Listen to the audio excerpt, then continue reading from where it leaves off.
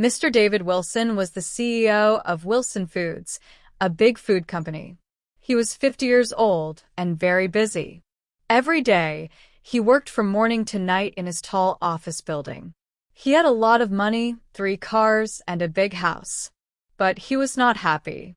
David's wife left him 2 years ago. His son Tom, who was 25, never called him. David worked so much that he forgot how to smile. He forgot how to laugh. He only thought about work and money. One cold December morning, David sat at his big desk. Snow was falling outside his window. His secretary, Mrs. Brown, brought him letters. Most letters were about business. But one letter was different. The letter was small and pink. It was written with a red crayon. The writing was not very good. A child wrote this letter. "Sir," Mrs. Brown said, "this letter came from a little girl. Should I throw it away?" David looked at the pink letter. Something inside him felt warm. "No," he said. "Give it to me." David opened the small pink letter carefully. Inside, he saw these words. Asterisk, Dear Mr. Wilson, my name is Emma. I am 7 years old. I live with my grandma. My mom and dad are in heaven now. I heard about your company on TV. You make food for people. That is very nice. My grandma is very sick. She cannot work anymore. We don't have much money for food. Sometimes we eat only bread for dinner. Can you help us? I don't need toys or games. I just want my grandma to have good food so she can get better. I promise I am a good girl. I help grandma every day. I clean the house and make tea for her. Please help us. You are our last hope. Love. Emma. P.S. I drew you a picture of our small house. Asterisk. Before we start, we'd love for you to watch the story carefully and, at the end, rate it from 1 to 10 in the comments. Your opinion helps us understand what kind of stories you enjoy and guides us to create even better content for you. At the bottom of the letter was a drawing. It showed a tiny house with 2 people inside, a big person and a small person. Above the house, Emma drew a sun with a smiley face. David's hands started to shake. His eyes became wet. He could not remember the last time he cried. But now, tears fell down his face. He thought about his own childhood. He remembered when his family was poor too. His mother worked very hard to give him food. She always said, "David, when you grow up and become successful, remember to help others." But David forgot his mother's words. He became rich, but he forgot to help people. David called Mrs. Brown. "I need to find this little girl," he said. "Her name is Emma. Use the address on the letter." Mrs. Brown looked surprised. In 20 years of working for David, she never saw him care about anything except work. The address led to a poor part of the city. David drove his expensive car through small, old streets. He had never been to this part of town before. He found the house from Emma's drawing. It was very small and old. The paint was falling off the walls. The windows were broken and covered with plastic. David knocked on the door. An old woman opened it. She looked very thin and tired. This was Emma's grandma. "Are you Mrs. Chin?" David asked. "Yes," the old woman said. She looked scared. "Who are you?" "My name is David Wilson. I got a letter from your granddaughter, Emma." Mrs. Chen's eyes became big. "Emma, what did she do?" "I'm so sorry if she bothered you." No, David said quickly. "She did nothing wrong. Can I come in?" Inside the small house, David saw Emma. She was a tiny girl with big brown eyes and long black hair. She was sitting on the floor, drawing pictures. The house was very small. One room was the kitchen, dining room, and living room. Another small room was the bedroom. Everything was old, but very clean. Emma looked up at David. "Are you the man from the food company?" she asked.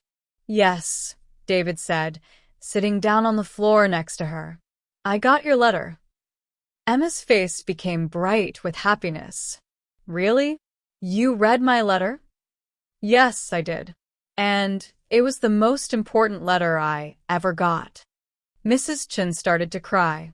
Sir, we don't want to bother you. Emma is just a child. She doesn't understand. Please don't apologize, David said. Emma did the right thing. She wrote to ask for help for someone she loves.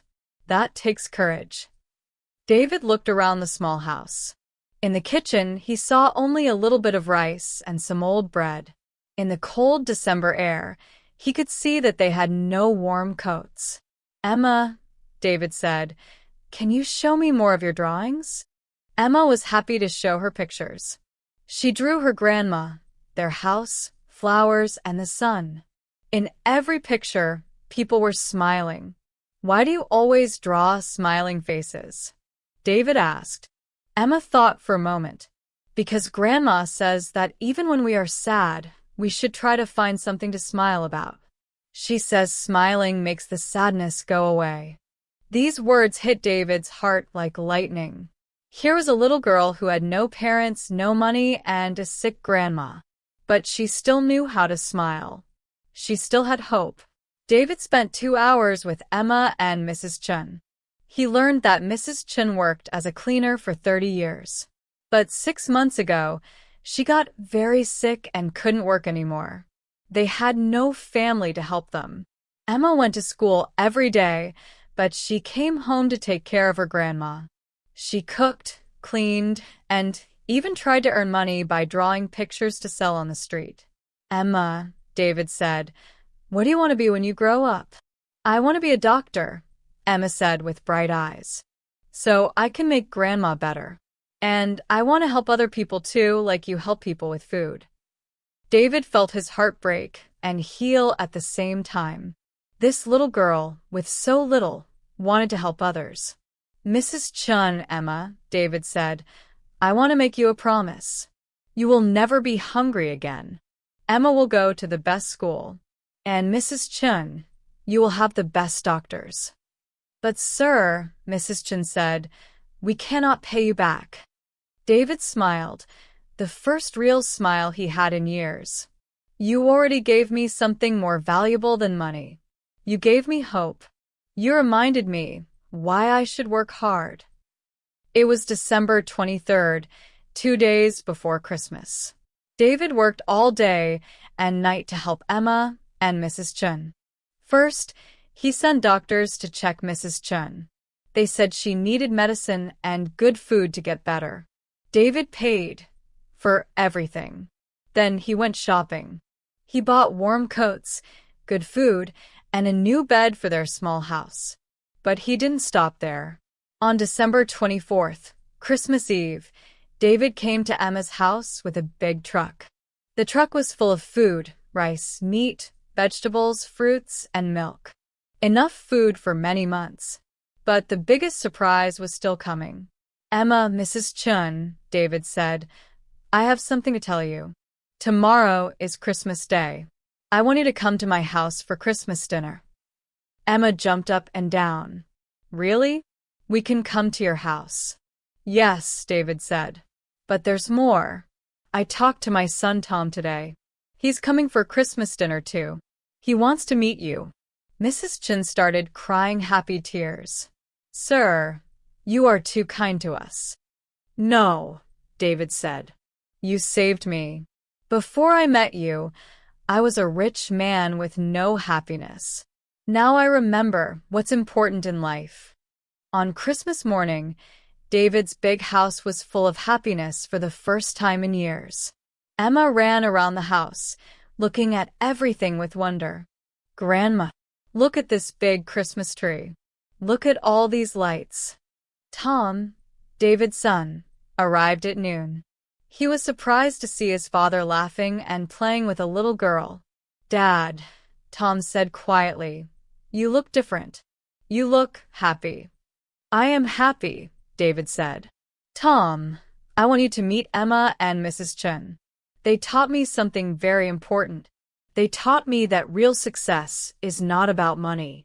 It's about helping others and sharing love. During Christmas dinner, Emma sat between David and Tom. She told funny stories and made everyone laugh. Mrs. Chun, who looked much better after seeing the doctors, told stories about Emma's kindness.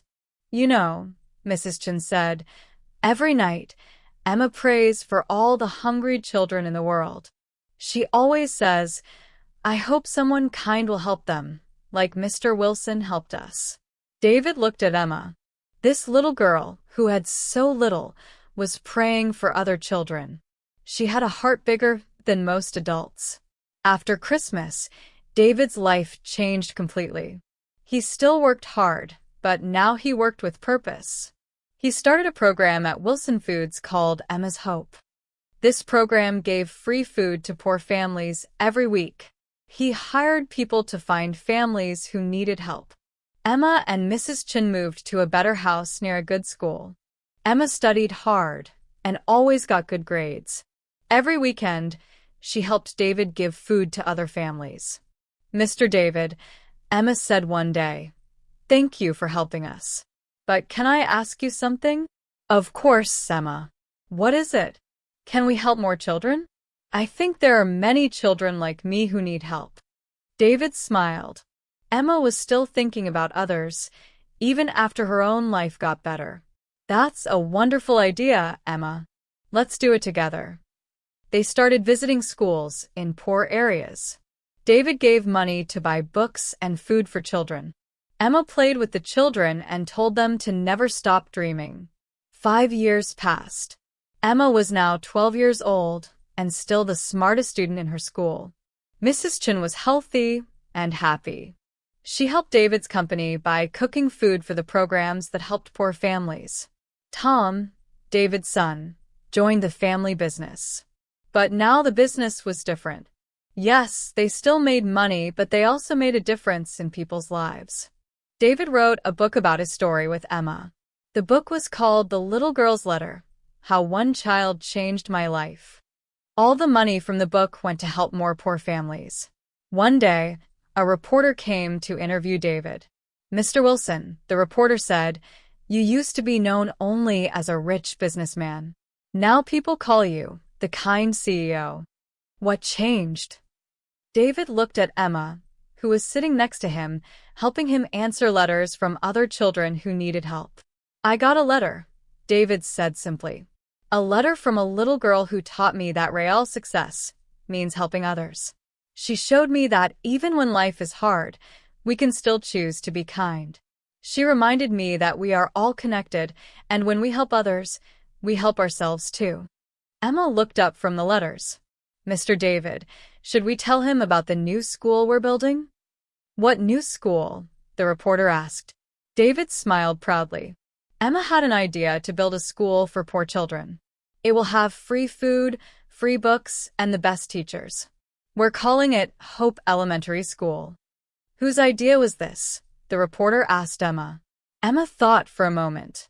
It was everyone's idea. When people work together to help others, good ideas come naturally. On the 6th anniversary of the day David received Emma's letter, he decided to do something special. He invited Emma, now 13 years old and dreaming of becoming a doctor, to visit his office. The same office where he first read her pink letter. Emma, David said, do you remember the letter you wrote to me when you were 7? Of course, Emma said. That letter changed our lives. David opened his desk drawer and took out the pink letter. He had kept it all these years. Do you want to know something? David said. This letter didn't just change your life and your grandma's life. It changed hundreds of lives. He showed Emma a big book full of pictures and letters. These are all the families we helped because of your letter. These children have food because you were brave enough to ask for help. Emma looked through the book with tears in her eyes. She saw pictures of smiling children, families eating together, and students in the new schools David built. I can't believe one little letter did all this, Emma said. It wasn't just the letter, Emma. It was your heart. You showed me that caring about others is the most important thing in life. David looked out his office window. Down on the street, He could see one of his food trucks giving free meals to homeless people. In the park across the street, children were playing in a playground he built for the community. "Emma," David said, "I want to tell you something important. When I was young, my mother told me to help others when I became successful. But I forgot her words. I became rich, but I was not truly successful until I met you." Emma hugged David. "Mr. David, you are like a grandfather to me. Thank you for taking care of me and Grandma. But also, thank you for letting me help you take care of others." Today, Emma is 16 years old. She still lives with her healthy grandmother in a beautiful house. She is the top student in her high school and volunteers at the free clinics David built. David is now 61 years old. His relationship with his son Tom is stronger than ever. Together, they run Wilson Foods, which now has programs in 50 cities helping thousands of families. The Emma's Hope program has given over 1 million meals to hungry families. The Hope Elementary Schools in 10 cities teach thousands of children for free. But the most important change happened in David's heart. He learned that true happiness comes not from what we have, but from what we give. He learned that one small act of kindness can change the world. Every morning, David reads Emma's pink letter. It reminds him that somewhere in the world, there might be another little girl or boy who needs help. And every day, he tries to be the person who can help them. Emma still draws pictures. But now, instead of drawing people asking for help, she draws people helping each other. In every picture, everyone is smiling. Sometimes, the smallest voices carry the biggest messages. Sometimes, the simplest words can change everything. And sometimes, all it takes is one letter, written with love by a little girl who dared to hope, to remind us what really matters in life. Emma's letter taught David and everyone who heard their story that we are all connected. When we help others, we help ourselves. When we show love, we receive love. And when we choose hope over fear, miracles can happen. The little girl's letter brought the CEO to tears. But those tears washed away his loneliness and filled his heart with purpose. And that was the most beautiful miracles of all. Now that you've seen the whole story, we would really appreciate it if you rate it from 1 to 10 in the comments. Your thoughts help us improve and make sure we bring you the kind of stories you truly enjoy.